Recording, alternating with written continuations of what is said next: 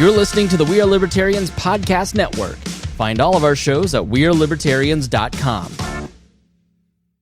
Look around. You can find cars like these on AutoTrader, like that car riding your tail. Or if you're tailgating right now, all those cars doubling as kitchens and living rooms are on AutoTrader too. Are you working out and listening to this ad at the same time? Well, multitasking pro, cars like the ones in the gym parking lot are for sale on AutoTrader. New cars, used cars, electric cars, maybe even flying cars. Okay, no flying cars, but as soon as they get invented, they'll be on AutoTrader. Just you wait. AutoTrader. You found your person. Now let the Knot help you with everything else. The Knot connects you to the wedding inspo, vendors, venues, and planning tools you need to make your day totally you. Having helped plan 25 million weddings, we've got your back when it comes to every little detail like RSVPs, budgets, and more.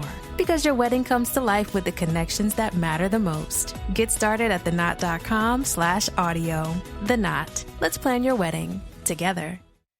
You're listening to the We Are Libertarians Network. Learn more at wearelibertarians.com. Welcome to the Chris Spangle Show. I am Chris Spangle, and this is a special series called The Swamp Explained. And I am joined by Rob Quartel, a 45-year fly on the wall in Washington, D.C. Rob has worked for Republican presidential campaigns, government agencies like the EPA, and has been confirmed by the Senate to the U.S. Federal Maritime Commission. And he's also been a candidate for Congress and Senate. He's also spent years working in the private technology sector, working with startup companies. And given his experience and iconoclastic viewpoints, Rob gives us a great insight into the swamp that makes up our nation's capital. It is so great to see you, Rob. We have, I think I will begin with WTF. By the way, I'll begin with Happy New Year. Happy New Year to you as well. Yes. Yes. But you know, this is, we're talking about a lot of things going on, obviously. The insurrection, the impeachment, the this, the that, it's totally amazing. And I'm sitting here realizing I'm smiling thinking about it all, even though it's totally appalling. I haven't been smiling at all. It's hit me emotionally pretty hard. I mean, it's been sort of just a crazy, crazy week thinking that there may be more violence ahead. That's the part that's, I think, the heaviest. I agree in terms of, I mean, as an actual fact. But, you know, I think, well, you can explain it with all sorts of theories. I'm sure Trump will be explaining it with it was the bad boys. And now, of course, QAnon is saying it's Antifa and so on and so forth. It's not really Trump supporters. They would never do this. And, it is at its core, it's probably more an example of a mob run wild, but it is shocking nonetheless. And there will be a lot of heads to roll on this, including the Capitol Police, who, by all accounts, probably knew some version of this would happen for months and months. It's a 2,000 man and woman force.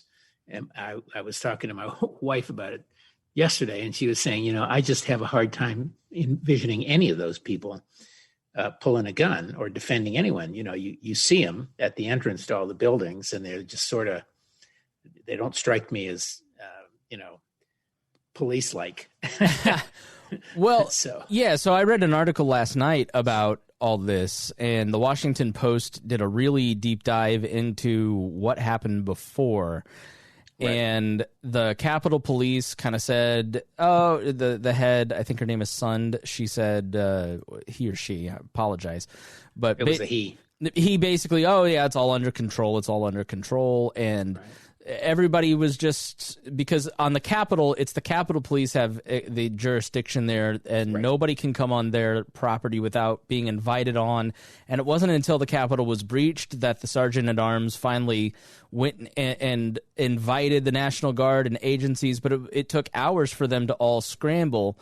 In the Capitol Police, obviously you had one injury, and that particular Officer Sicknick, was knocked unconscious with a fire extinguisher, and then the crowd, the crowd continued to hit him. They're holding American flags, like they're beating him while he's on the ground dead. And then, you had the officer who, the Senate, I mean, this video of it is I mean, this guy's heroic, basically. There was the backdrop.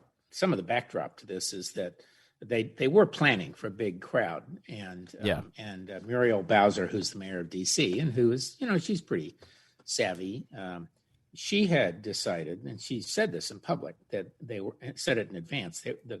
The D.C. police would not be carrying weapons, and she had asked for 200 National Guard, and that they not carry weapons. They were very cognizant of the optics of having the weapons on the Black Lives Matter and other protests, and how some of that potentially went awry. So they really didn't want D.C. to look like an armed city. And then, of course, once all this started, and the crowd got out of control, it wasn't random that it got out of control, as we well know. You have Trump and I've forgotten the congressman's name I think he's from Texas, and then Cruz. Yep, right. Hawley. Giuliani. Well, Cruz and Hawley weren't at that rally at the White House, to my knowledge. Okay. I gotcha. Yeah, it was these other guys, and they were, remember Giuliani was cheering him on with sort of mano a mano. We should have a, hand-to-hand face-off, and Trump was, I'm going to be right there with you walking down. We played audio of Don Jr.'s speech. I mean, we're going to fight. We're going to be in your backyard. We need to fight like the left fights. I mean, well, I think what people need to understand is the psychology of the people that were there. And we talked in the last episode of the Chris Spangle Show we talked to two people who were there who were just flat out shocked by what happened and were horrified and didn't expect it. And they said, most people were there for the fun atmosphere of the rally, but then there was this violent element that's in tactical gear, the militia guys. They're the ones to worry about. They're the ones guy in the horns and headdress. Yeah, right.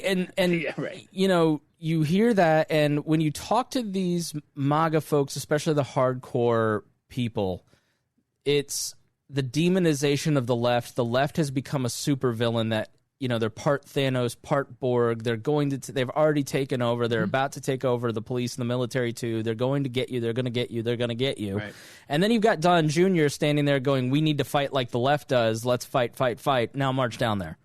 Right. It's so obvious it's not surprising. But, that many people. But some 65 or 70% of Republicans still believe the election was stolen. Mm-hmm. And that's, I'm minded of Goebbels, who used to say before the Reich that one of his mottos was, if you repeat something often enough, it becomes a truth. Yeah. And that's really what's been going on. And 120 some Republican congressmen went down there and supported that argument.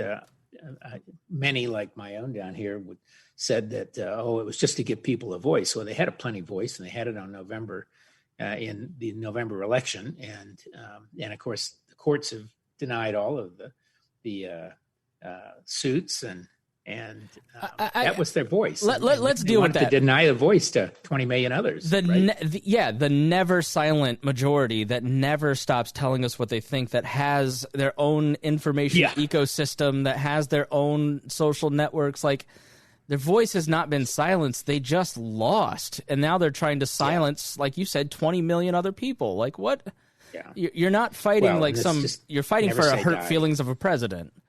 Yeah. Well, I thought Romney and Ben Sass and for once Mitch McConnell actually acquitted themselves really well. Mitch was a little late to that party, I would say, and of course his wife Elaine Chao resigned, also a little late to the party. So Betsy DeVos also late to the party, and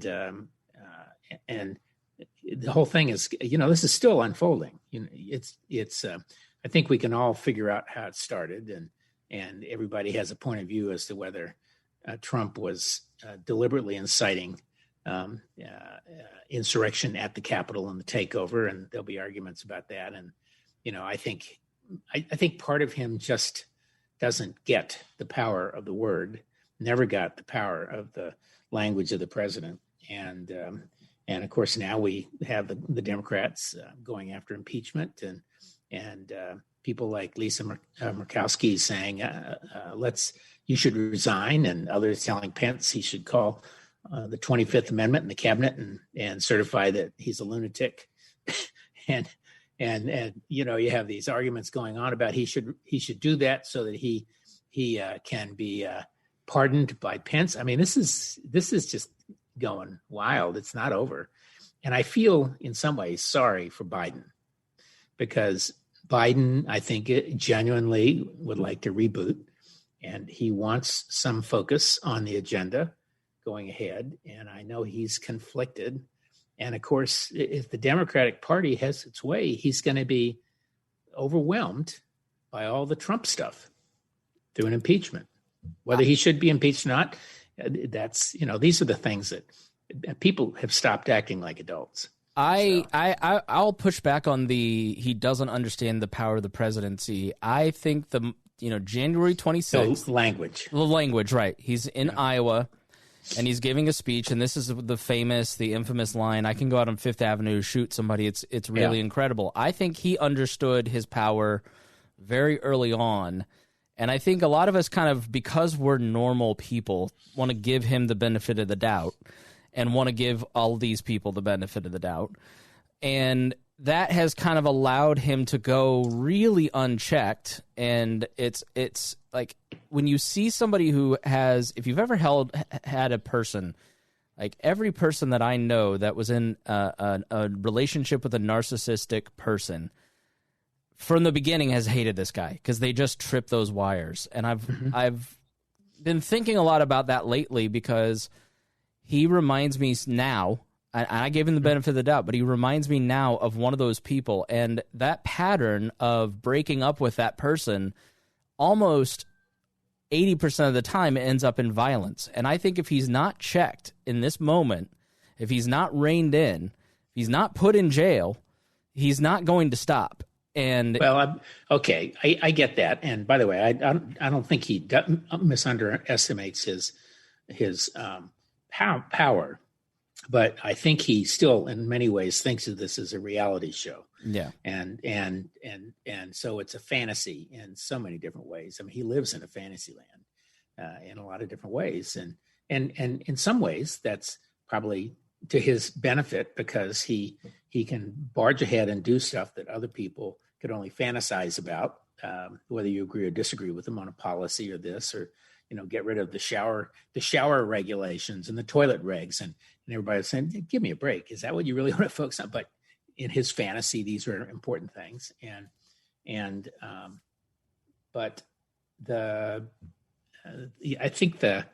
just think he is living in a fantasy land. But I'll tell you what, the problem, this is the dilemma in a democracy. And I think this is one of the biggest, for me, the biggest issues are the speech issues. You and I have talked before about the antitrust actions on Google and Yahoo and on Amazon and all that. And I for one, Facebook, don't support antitrust on the platforms, but I absolutely support it on Amazon, which has become horizontally and vertically integrated across the economy, and they're like an octopus. And I think we've talked about some of those issues. So now we have this situation. The reaction to Trump and all the issues you've talked about, in my opinion, is actually in some ways more damaging to the long-term democracy. Totally so Facebook, which is essentially a utility for many people, has cut him off. Twitter, which is a utility to millions of billions of people, they've cut him off. Instagram has cut him off. Amazon has cut off Parler and all the rest of these guys. Won't let them use the platform. Well, if those companies did it in any other part of the world, the governments would be outraged. We would be outraged. We would decry the fact that they're censoring people, even if their views are unpopular, or they're censoring them because their views are antithetical to that particular government, which, of course, they all think they're legitimate. And so, to me, my big concern is the reaction to this. I hate to say it. He should not be cut off.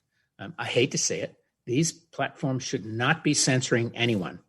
I just think that is a slippery slope. And, oh, by the way, now that they've started to do it, I'm all in favor of regulating the hell out of them. Because if they're going to be censors and if they're going to cut people off because they don't like their views, well, it's inciting a riot. Not all of his views are inciting a riot, even though most of them are. But he has a right to live in La La Land. And that's a problem.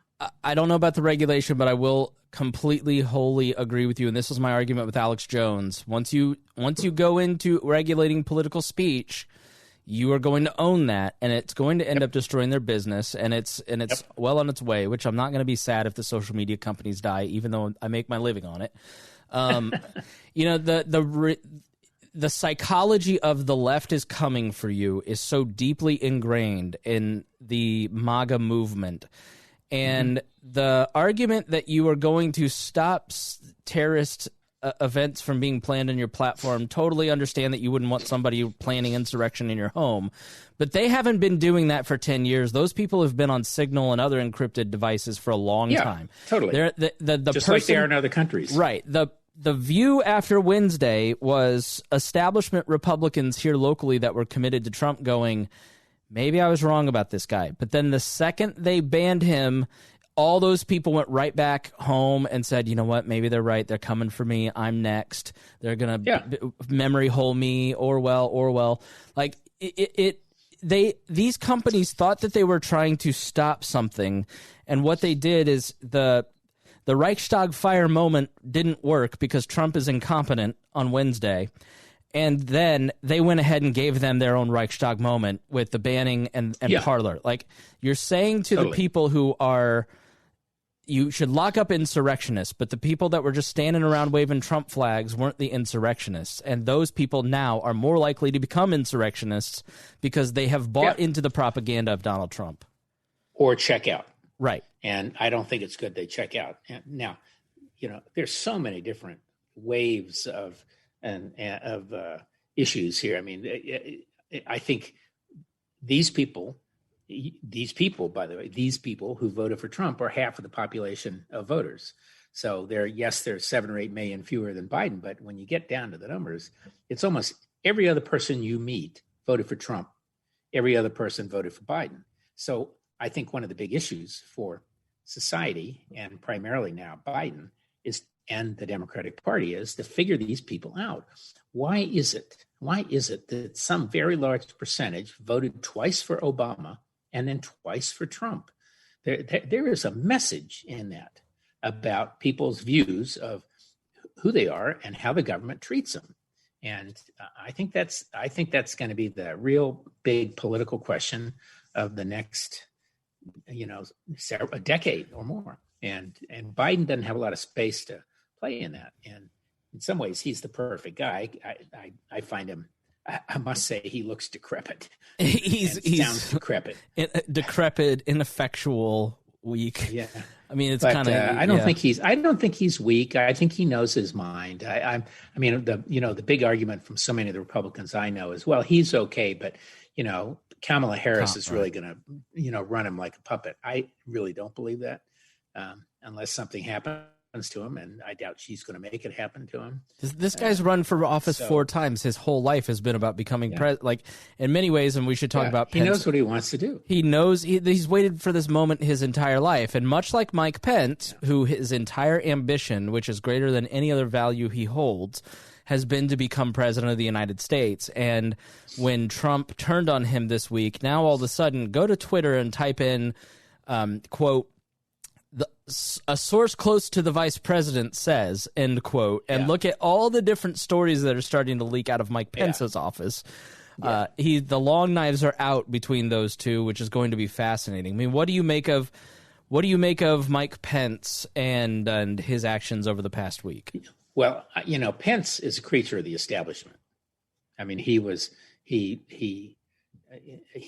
bland and everything else. Third in the House, utterly governor, ambition-riven, as you describe him. I agree with you 100%. But he is absolutely a creature of the establishment. He is right of center. He's way too conservative for me personally and a lot of other people. But he's got to straddle that line, and I think he knows. He would be, I think Cruz and these guys, I think they're going to face a barrage when they start running again. And people are going to use the riots in the pictures against them in the primaries. And it's well earned.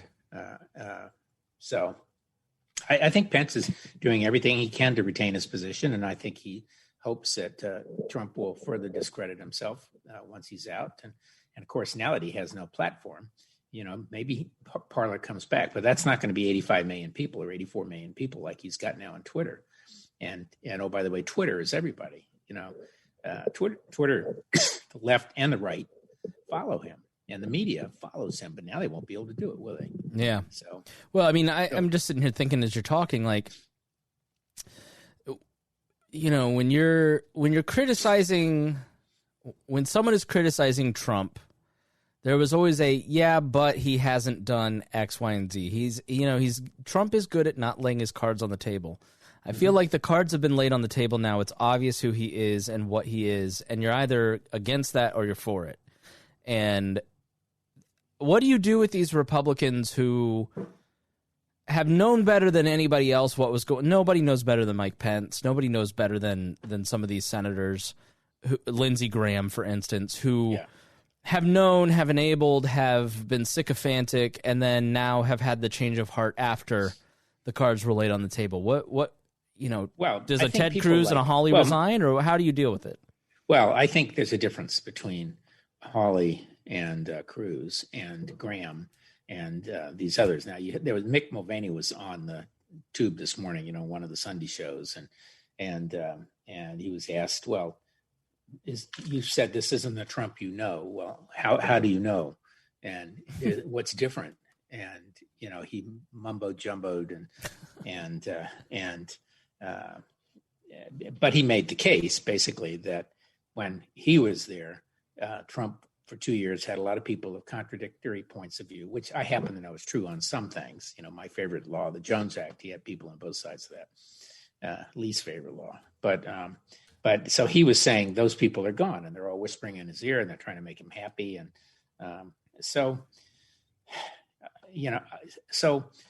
Hawley and Cruz are supposed to be big boys, and what I find interesting and fascinating is they have totally taken the focus off of the 120 some Republicans in the House side who voted to overturn the election, and maybe because in the House there's so many of them, and they've lost sight of what's moral and rational. The reality is people like our local congressman, in my opinion, who was one of the 6, Virginia congressmen who voted all together to blow the election off.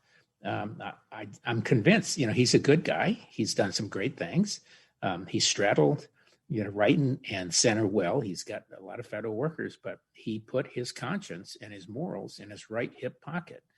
So as a defense, and he knew they would lose. He knew there was nothing there, and yet he gave voice to this, the conspiracy theorists. So in my opinion, he's got blood on his hands too, just like the rest. That's been the fascinating to watch the Indiana delegation, because some of the surprising people that didn't participate, like the new Congresswoman Spartz, Bouchon didn't, Trey Hollingsworth, who've been fairly pro-Trump, and Todd Young, for instance, didn't participate and go along with it. But then there's Mike Braun, who's just malleable. Yeah. He's just a lunkhead. And then there's Jim Banks, who is a rising star, one of the people that when he was in the state Senate, I got along with very well, really have always respected Jim Banks, thought he was just a really decent and upstanding man. And then he has just gone full Trump this year as a calculation to, I think part of it is these people have so much trouble raising money in the Trump era now that they felt that if they did this, it would help with their fundraising, which is their real full-time job. And Banks is now just like, his reputation here is ruined. He's except with a certain segment, and maybe that'll probably will still get him elected in his district. Greg Pence only went along with Pennsylvania, Mike Pence's brother, and didn't go along with any of the others. Walorski went along with it, Jim Baird. But Banks has led that delegation, and I mean, to me, it's an unpardonable sin because it's just so nakedly like you just watch Banks and you just go, you only did this for fundraising. Like there's no conscience. Right. And I think, to be perfectly honest, I think for most of these people, it will not hurt them, right? Because they're trying to defend against the right flank. And as you know, all of these districts have become much more conservative and concentrated, and only a handful of districts ever change. And so I personally think it's not going to hurt any of them. I wish it would. I do think it may hurt Hawley's ambitions and Cruz. And Cruz is so far out of fighting shape. He's put on weight. He's got this scraggly beard. It looks terrible. Hawley, that photo of him on the steps with the fist, that will be used against him forever. There's a popular libertarian podcaster, radio host named Austin Peterson who ran against Hawley in the primary and lost. And there isn't like a week that goes by that I don't wish that AP had won. He would have been he would have been pro-Trump, but he would have not have been this, I don't think. I mean, it's just oof. But so what is the permanent damage? I mean, we can speculate about the political damage and all that kind of stuff. And I think it's going to be random and erratic as to how the damage falls. But this is about the swamp. So what's the swamp doing in all this? Well, Pence is out of the swamp. So Pence followed his constitutional role. He did his job. And he sat on Trump's lap for 4 years, but he's going to have to crawl back in the swamp with everybody else. The bleachers and the inaugural platform on the west front of the Capitol were climbed and damaged and all that. The crews are already out there, the swamp, fixing it up because people want, and we can call it typically the swamp in a derogatory way, but in reality, we're talking about what goes on to make life go ahead. And the inauguration is going to come off. The cops will be beefed up. Everybody, I think, will have learned their lesson. The FBI is monitoring the media because they may have cut Trump off, but they can't cut off millions and millions of these people. And as you say, they have other means of communicating. If they're the leadership, I don't believe, most of the people who were on the Hill were leaders. I think most of them are followers. It only takes a handful of leaders with the wrong point of view to lead you into the, to the sinkhole. But the government is still functioning. Checks are going out. Yes, they made a mistake and sent them to the tax preparers, but somebody in the swamp caught that already. These are, as I have, we've talked about repeatedly, there are times when I'm glad the swamp is there and just does its job. And then there are days when I gnash my teeth and would like to drain the swamp. I mean, when you say these congressmen aren't going to face consequences, I'm kind of like, well, then don't the protesters have a point? Then don't the insurrectionists have a point? They sort of do. They do. They sort of do. It's this notion of breaking things and trying to fix them. And, I think history will say that on some things, Trump was right and right to try to break things. But where he will be judged a failure is on when you break the china, what are you going to set the table with? And he has a complete dearth of ideas that could be executed. And that's going to be the way they write it. And they'll write it as the guy who caused an insurrection at the Capitol. I know. If he had not done this, if he had not gone down this route, he would have been the guy who got the vaccine out. Yeah. That would have been his legacy. I'm not sure he will get credit for that. I think there are a lot of mistakes the Democrats make. We may have talked about this last time. I think they should just give him credit.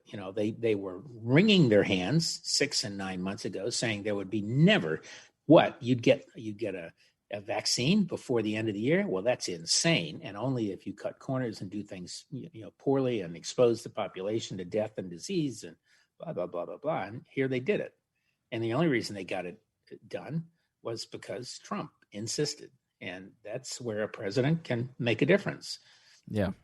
Not pretty to watch with him, but you can. This is now his legacy. I mean, the Wednesday. And I will say, if there's I doubt anyone listening to my voice is thinking of plotting an insurrection at the inauguration. But the danger of this cannot be understated for liberty because, A, these people are not for liberty. I mean, I don't think anyone's under the illusion that these people are trying to overthrow the government for libertarian purposes and peaceful anarchism at this point. And what could end up happening is, everybody over the summer in the libertarian world was going, well, the gun debate's over. Well, that'll be back on the table if more violence occurs. Encryption being broken permanently. The FBI has been trying to break encryption for a decade now. That'll be on the table. Like all the domestic spying program, which was on the ropes, will be revisited. You'll get a Patriot Act too. Absolutely. Like violence, the consequences of violence are always counter to what the person committing violence wants. It cannot be understated. Well, unless their point is more violence. Unless they love it. One of the funny things that, Rob, in that interview, the two guys that went there yesterday, one of them goes, yeah, there were all these guys in tactical gear like screaming out orders to other people, and everybody was just looking at them like they were super weird and weren't following them. And I just I don't know if you've heard of live action role play, but with live rounds, like that's what it sounded like. Totally. Well, so I'm going to show you a T-shirt, which you might enjoy. Sorry, I was on mute. Which I think my wife gave me, but which is the story of last year. Yes. I was sitting here thinking of course, the year has begun on this note, but it's really the culmination of last year. And I guess in my mind, 2020 isn't over until January 20th, 2021, frankly, because the big story is politics, the election, and Zoom, and going, like this. And we, and it is now bureaucrats in a lot of states have screwed up the vaccine distribution. Here in Virginia, we're like 34th down the list of 50 states. And we got a doctor for a governor. And we have this I think there's a double whammy going on. First of all, it turns out CDC doesn't want to release all the vaccine because they want to make sure there's enough for the double dose. And so you got the vaccine distribution in half. And then the states, at least here in Virginia, they don't want to, they're holding back half too, so that they can make sure they have the double dose. When if they were thinking about it as a matter of logistics, they would just keep shooting everybody up and expect that the second dose is going to arrive about the time the first dose is out of pocket. So they've taken 3/4 of the vaccine off the table by double counting. And I know there are other states just like this one. Yeah, Indiana, I think, was in a similar boat. So why are they holding it back? Is it just what's the wisdom of that? I mean, well, I think they're not thinking through the logistics, nor is there sufficient communication, it sounds to me, between the federal government and the state governments. If I did not learn or had not read until I think yesterday that CDC and the others were holding back about half of the doses so that they could have enough to follow on the first round with the second shot. And Biden's whole plan, Biden says we're going to push it all out and you'll get a second shot in time. We'll get it to you. And I think that's the intelligent way to approach this. So will it work without the booster? I thought there was a very specific timeline. It's interesting. It depends on the vaccine, but there is data that shows, I think it's the AstraZeneca one. Actually, the results are better with one dose than with two doses. So I think we're still learning on all this stuff. We're learning it appears that the alternate strains are probably subject to this one too, and all that. But I do think it sounds to me like they really screwed up the logistics. I don't think it's the general so much. I think it's probably CDC and a policy decision. So. And of course, I'm hoping to get my shot, but I'm not old enough, which is ironic. Darn it. Darn.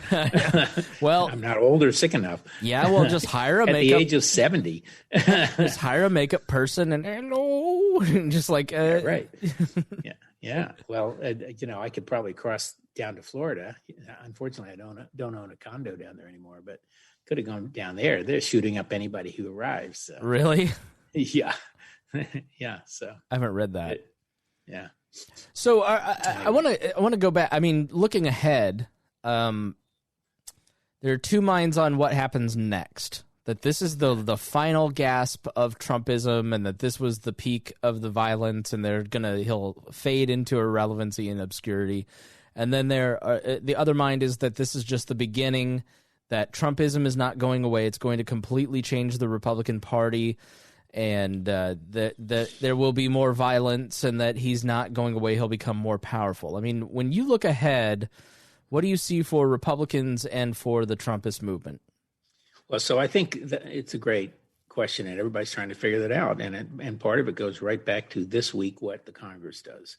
I know that everybody's talking about Trump's point of view, which is should he resign so he can avoid prosecution by Pence, waving the magic pardon. But on his Republican opponents, Cruz and Hawley and these other guys, anybody who wants to run should be voting for impeachment because that's the only way they can keep him from running. Yeah.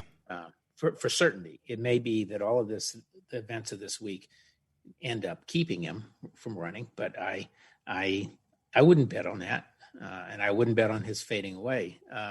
And then the Democrats, I think as much as I would love to see Trump taken off the table, maybe through impeachment or through the 25th Amendment, Pence getting a little spine and calling the remainder of the cabinet together and get half of them declare him unfit.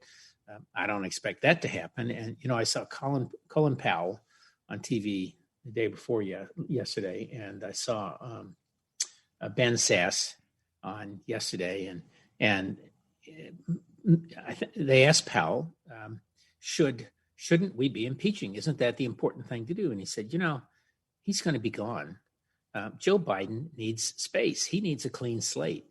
And if you make Trump the message, it's just going to screw up the beginning of his presidency. We need to look forward, not backwards, which I thought was, so he said he deserved it, but don't do it. And then Ben Sass, the reporter, says, don't you think that's the single most important thing, Donald Trump? And he said, no, it's not the most important thing. The most important thing is that there's a new administration and we need to move forward and end the past. And I think that's probably good advice. So I think the odds are he'll be impeached. The Senate will not. They may start it actually because Schumer will become majority leader on the 20th. Before that actually. Well, no, the 20th because they need Kamala Harris to vote for the Democrats, and he could pick up the cudgel at that point. But I just can't imagine, and particularly listening to Biden, that he wants that to happen. So my best bet is that Trump gets off scot-free, except for all the noise, goes back to Mar-a-Lago, where the residents who surround him are going to sue him for living there. And then he won't have the Twitter platform and the other means, but he will have people who are willing to write him checks and everything else so he can buy or build a network, and he'll do that. His kids are still running around. Don Jr. I think Jared and Ivanka will just disappear. Eric and Don absolutely will. Yeah. But I think people have short memories in politics, particularly voters. I know occasionally they don't, but generally they have pretty short memories. And I suspect the party is now largely the Trump party without all the histrionics. I think, unfortunately, we the party have become anti-immigration and anti everything, and pro border wall and sort of no policy positions that are based on anything rational.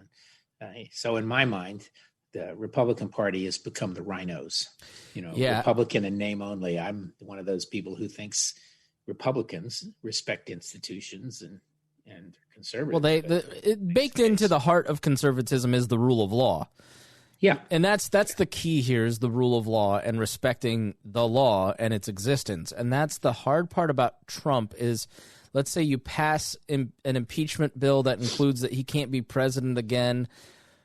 Him and his followers don't care what that says. He doesn't care about being a legal or illegal president. He's president. Right. And we're going to impose our will on you through violence. And that's where this becomes dangerous, is that you've got two constitutions out there running. That's when it becomes, there's the hopeful view that you've just outlined is sort of like the 1918 pandemic, where everybody acted so awful that once it was kind of over, everybody just said, I want to forget this period of my life. I don't want you to remind me about it. We're not even going to make art or music or films about any of this. Like 2 books were written about it at the time. Yeah. That maybe people, once this is kind of over on the 20th, just go, I just don't ever want to think about him again, But I think they're going to be, I just think, you remember, they made the election about the rule of law. Right. That, they're not following their own laws. Well, that's not true. Well, they did something here and there unlawfully. Well, that's not true. So it's back and forth, charges of lawful, unlawful. And, the good things that could come out of the election, aside from Trump disappearing, would be, I think it's probably worth doing an electoral commission to once and for all look at the ballots and how the states do it. And the Constitution leaves it up to the states to do these things, but it doesn't mean there can't be a meeting of the minds about sort of what's best practice. And in point of fact, most of them do follow best practice fairly carefully on the votes, and which includes having printed ballots even on the machines, and not being online to the web, so you can't be hacked and things like that. So, but I think that would be important, and frankly, they need to put somebody who's from the Trump side on that commission. So they're covered on that too. So I think that would be a good thing. I don't think it would be good for them to pursue him. Merrick Garland, thank God they appointed Merrick. Merrick is he's a friend and known him probably 40 years. And, really? And yeah. And I don't think we've talked about that. I didn't know that. Oh, well, I was outraged at what Mitch McConnell did on Merrick. And, I was asked to write a check, a $10,000 check to McConnell a couple of years ago by Elaine, who I've known also for a long time. And I just could not stomach the idea. And what I said at the time was, I'd made a decision a long time ago only to give to Virginia politicians, because that's where I live, plenty of people giving at the national level. And number 2, only to people who needed my money. And so, oh, great. Well, thanks, Bob. Click. That was, that kind of conversation. I could not give him a penny. And frankly, I'm probably not ever again going to vote for this Republican congressman here because of what he did today. But I think my case is unusual. I think most people will forget and rationalize. And I think a lot of these guys will pick up that Trump cudgel and just make life difficult. This is where the people in the middle, though, in the Senate, can be really important. Lisa Murkowski and Manchin and Susan Collins and people like that. This is where they can really show their stripes. Romney, people like that, can make the difference. They can move things from one side to the other side. And I think Schumer could show some comedy that's not comedy with a D. Right. He'll do both. Yeah. To the Republicans. The last time there was a sort of semi-power sharing arrangement, they got roughly equal numbers of senators on each committee. I think Pelosi is probably okay. There are a few congressmen that would go on the Republican side with her.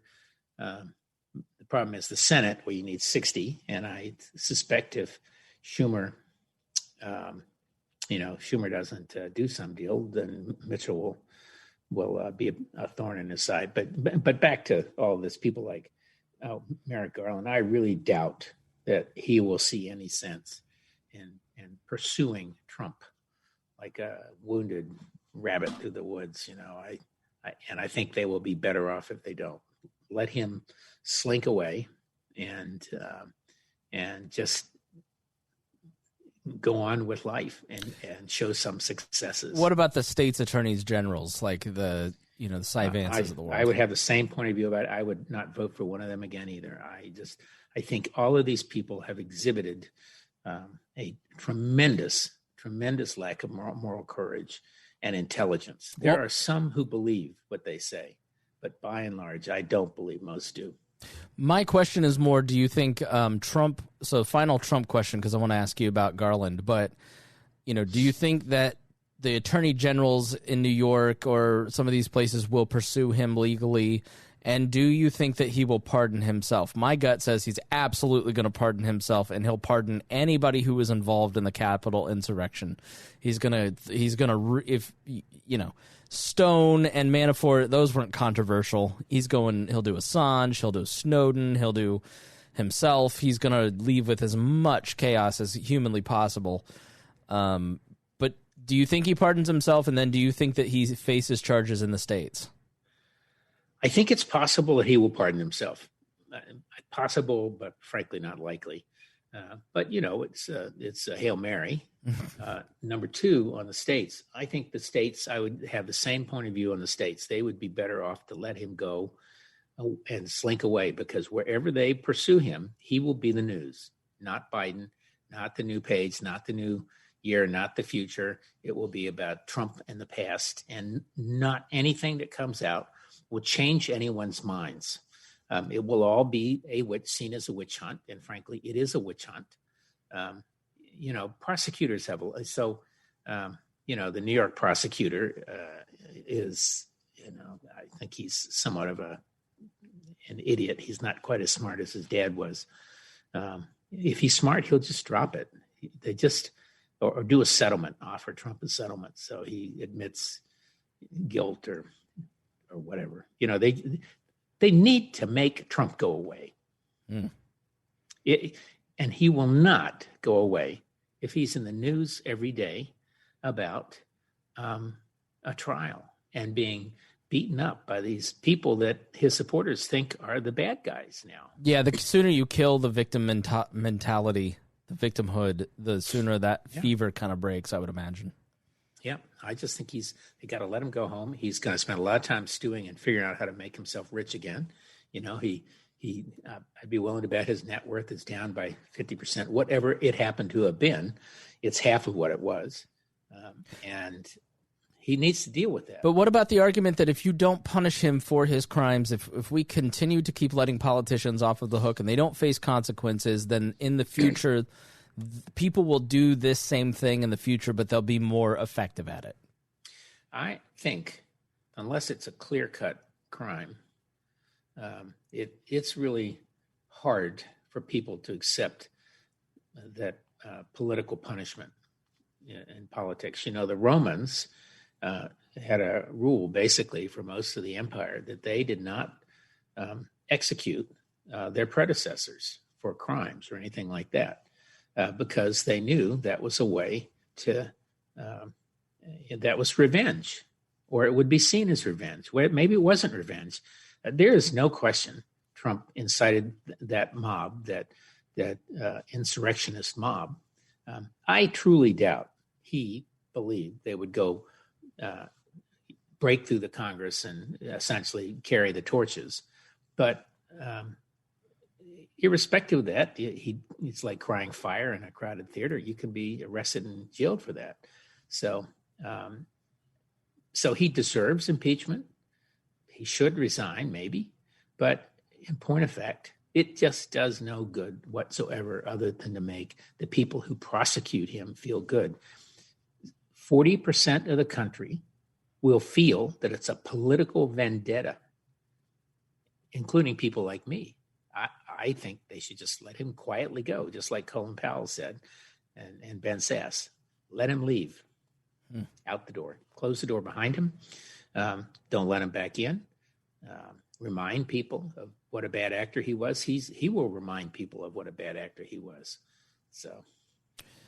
So tell us more about Merrick Garland. Who is he as a person? I mean, what is he like? How did you know each other? You know, what can we expect? I mean, he's got a big task in resetting the Justice Department after two administrations that really just kind of used it in a way that, you know, wasn't supposed to be used. Barr, I must say, Barr is going to have, I think he sort of, you know, at the end tried to clean up his act a little bit. And he, of course, has said he should be impeached and this and that. But I think Barr's big problem is that he had a fairly good reputation in circles in D.C. And there will be people still who will forgive and forget all that and say, well, he was just doing what he could, you know, to keep the Republic on the boat on an even keel while the president was manning the helm, and it was patriotic duty to save us. But the reality is, I think he'll have a harder time. I see Merrick about once every 10 years, probably. He used to date a woman who worked with my wife at McKinsey, and then he and she broke up, remained friends. We would see them, you know, every so often, every other year or two or three, and dinner and exchange emails. And he married a wonderful woman, and the woman who he dated married a wonderful guy, and everybody's living happily ever after. And he is personally about as centrist a person and stable a person as you can imagine. You know, he teaches, he tutors, has done it. He did his kids' soccer teams. He is genuinely a super smart and super nice guy. He's got great experience. You know, he was on the Oklahoma bombing. He was the lead on that. He was a guy who got Timothy McVeigh, basically. He's got good civil rights background. He's got good terrorism background. He's been a very moderate jurist. This is why it's a shame he didn't make it to the Supreme Court. And this is why, you know, people like that naked abuse of power that Mitchell did against him when he was nominated by Obama 10 and a half months before the election. So anyway, I think he'll be terrific. Do you think that Garland was not a bomb thrower? Right. Do you think Garland was chosen over Doug Jones, the former Alabama senator, because of the domestic terrorist background, that maybe they feel that there's going to be, I mean, there's a pretty growing threat, according to everybody in cybersecurity, that, you know, domestic terrorism is going to go on the rise once we have Biden as, do you think he was chosen for that background then? I'm guessing that was important, but I think the bigger issue is when you look at Biden's cabinet choices altogether, by and large, they are people who he's known for a long time, who are well established, and none of them are bomb throwers. You know, you think about the education portfolio, Randy Weingarten, and who's the head of the NEA. Everybody on the union side wanted her, but of course nobody on anywhere else wanted her. But she's the equivalent of a bomb thrower in education. The bomb thrower because she wants a status quo, not to change things. She's against charter schools and this and that. And he chose a guy who ran the Philadelphia schools, who was on neither one side or the other. He implemented some of the reform things, and he supported traditional union teachers as well, and this and that. So I think Merrick fits nicely into the category of people that Biden has picked for his cabinet. When you look at that cabinet, they're all pretty gray, with a few exceptions. They're all largely wise, smart people, intelligent people. They are very centered for the most part. And they're just no bomb throwers in that group anywhere.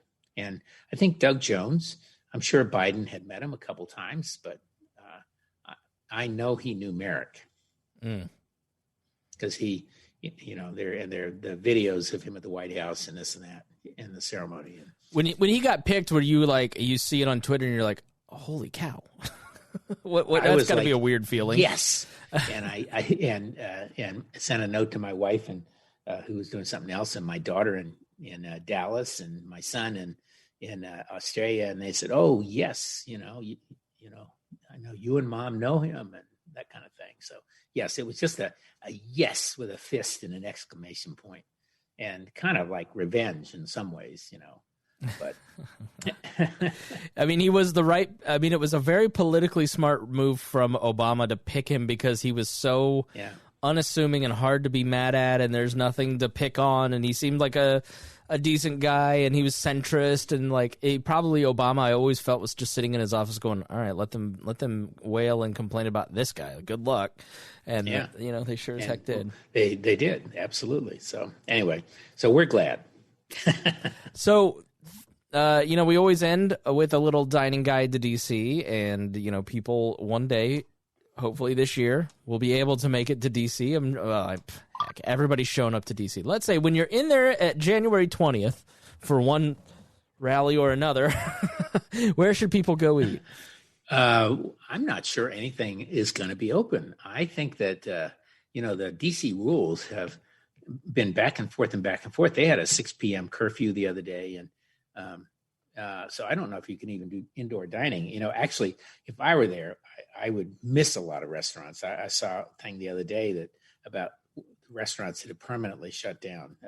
There's one called Penn Social that's in Pennsylvania. One of the best known restaurants for years is the Oval Room, right near the White House and across the street from Bombay Club. And I know Bombay Club is still open. And if you're down that area, it's a fabulous Indian, and probably it's not the kind of Indian you're necessarily used to. We tend to be used to more hot curry type. This is more the Raj, but it's by the same guy, Ashok Bajaj, who has an empire. Phillips Seafood's gone. That was there for a million years. Ann Cashin is one of the best known women chefs in DC, and she opened a restaurant, Johnny's Half Shell. That's closed. One of the another woman chef, Boundary Stone, is closed. That was made famous by the Obamas. They used to love that one. The best taqueria place in DC, El Centro, closed. It's just so. Right now, I'm bemoaning the loss of a lot of the restaurants. But if you're down near, again, I would say it's going to be hard to get anywhere near Capitol Hill. If you're anywhere in DC, though, I'd go to the waterfront. There are a bunch of great restaurants down on the waterfront of all price points. And I would say not only the area where I currently have a place in the Navy Yard, but also over at the area called the Wharf, which was redeveloped and lots of touristy type stuff. But there's some terrific restaurants. And you can't go wrong in either of these two areas, to be honest. Is there anything like around Capitol Hill that's in walking distance that you just really enjoy? There are. Let's say I'm going to see, the Smithsonian or Capitol Hill or the Ford's Theater, like that kind of area. You planning to go? At some point I will. I mean, but well, I'm just thinking that I think if people, when people go to DC, they're kind of like right around that area, the White House, the mall, they want to walk and get a sandwich. I remember eating at some place and there was like all these senators in 2003. I was like, you were probably at oh golly, what's the name of it? It's been there like 100 years. Some like sandwich place. Town. Yeah. It's old town. No, well, see, I don't typically go to sandwich places. Right. Sorry. Yeah, right. I'm usually going out for dinner. Right. I make my own sandwiches. But a lot of what you see around the Hill is not high end, and the reason is that it has to be close enough for Senate Hill staffers to be able to walk there and grab a sandwich. A lot of them are bars, Hawk and Dove and all those things. They're still there probably. So there are a lot of bars. There are a handful of very good ones on Pennsylvania Avenue up near the Capitol. One Spanish restaurant, I'm having a hard time. I can see it. It was very good.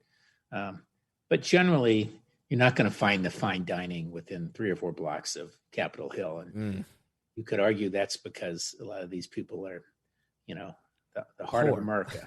Yeah, right. They don't want anything fancy. Right. We want McDonald's. We want Yeah, well, they're not even many of those. that might be too upscale for parts of the hill. That's all these guys living. I mean, the Swamp documentary on HBO, like Matt Gaetz just living in the Capitol building, like that was a big thing when Todd Rokita was a guy that he's an attorney general of Indiana, state attorney general now, and participated in all the nonsense. But he and I, it's the first campaign I worked on. We'd known each other for a long time, and he got like, it was 2010, maybe 2012, when all those guys started living in their like. Now they have like a whole system, and they've kind of relaxed the rules against that. So, running over and getting quick pizza. All right, Rob, it's been great. There are a lot of new restaurants, by the way. Next time we talk, I'll give you a list. All right. Well, I feel like we've covered a lot. There's so much. I'm glad we got it all in on time, and thank you so much for talking. It's been great. Happy New Year. All right. Thank you so much for listening today. I want to thank my co-host, Rob Quartel, for joining me. If you enjoyed the conversation, then please share it with a friend and leave us a review on Apple Podcasts. We will see you again next week.